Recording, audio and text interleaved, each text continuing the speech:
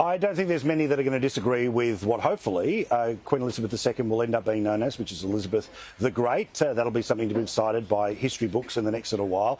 But if I can use that term, it looks like some are already trying to call Albo the Great because of the way he has reacted to the death of Her Majesty. Now, look, be very obvious. I didn't vote for the guy. Pretty clear, right? Not a giant fan. But I think he's done really well. I think he's been very respectful, very deferential, all of those things which are completely acceptable. I also think that sometimes we set the bar a little bit low, saying that when somebody does something decent, they're doing something amazing, and I think any person in the Prime Ministerial position would do it. But Matt, what I'm interested in here is an opinion piece which turns up in our good old favourite Channel 9 newspapers. Albanese tying Labor to tradition in this way, symbolically occupying the middle ground and not just the left of centre, has vast potential dividends for the government, for which incredulity among some of its own supporters is a small price to pay.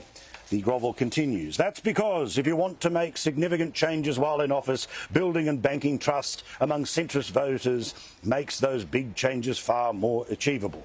So apparently, by just being respectful, he is laying the ground to achieve everything that this person particularly wants. Matt, these people get so far ahead of their skis. Look, I think it shows that the demand for royal coverage and coverage of the Queen's passing is far outstripping the ability of newsprint papers to supply that demand. I think you're better off putting down the paper or turning off the computer screen and turning on Sky News, is doing such a remarkable job because the vision is what people want to see. And Jonathan Lee did a fantastic job earlier in your show talking to real people in the streets and what they think and are experiencing. But yeah, this is just someone had to write a column, I think, Paul, and he had to write it on the Queen because he couldn't really write it on domestic issues this week. This person probably doesn't particularly like the monarchy by the sound of it, so he's trying to spin it in his own, or she, I don't even know who it is. But yeah, I don't think it's going to have all that much currency. And in terms of politics, we'll get back to that, of course, here. And I don't think the circumstances of the transfer of power of the British monarch is going to have a huge bearing on Australian domestic politics over the long term.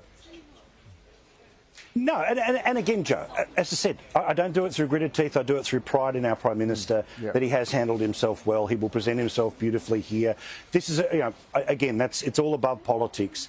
But the idea that somehow the response to being decent gives you political capital to go off and do the things that might be more contentious. I know this was in some degree what people said about John Howard after Port Arthur, but I'm sorry, I just think people have very set views, strong views on big issues, and I don't know that sort of the emoting in chief gives anyone more slack to achieve something that you don't want them to achieve.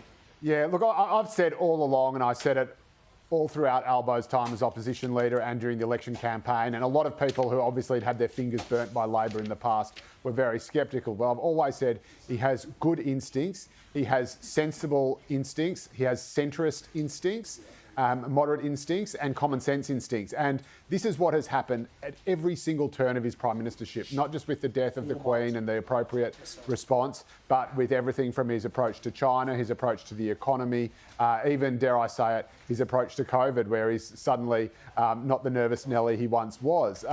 This has been a very sensible government. And if you look at most of what Anthony Albanese has done, if you just copy and pasted Scott Morrison's face or Tony Abbott or Malcolm Turnbull's face on it, or the face of any other coalition PM, there would be almost no difference in the approach they're taking. I mean, his stance on China, for example, is a case in point, and his reverence for the Queen, calling a public holiday to mark the passing of the Queen. This is something that you can imagine Tony Abbott doing, and he would probably be ridiculed by Labor supporters as a result of it. But Albanese has done it because, not, I don't think, for any particular political capital, but because he is a sensible person. He's down to earth. I think he reads the mood of the nation well. And I've got to say, I mean, writing a column saying that the best way to win government is to appeal to people in the centre. I mean, I'm going to write my next column on the weekend saying the sky is blue. I'll just try to pad that out to 900 words. I mean, and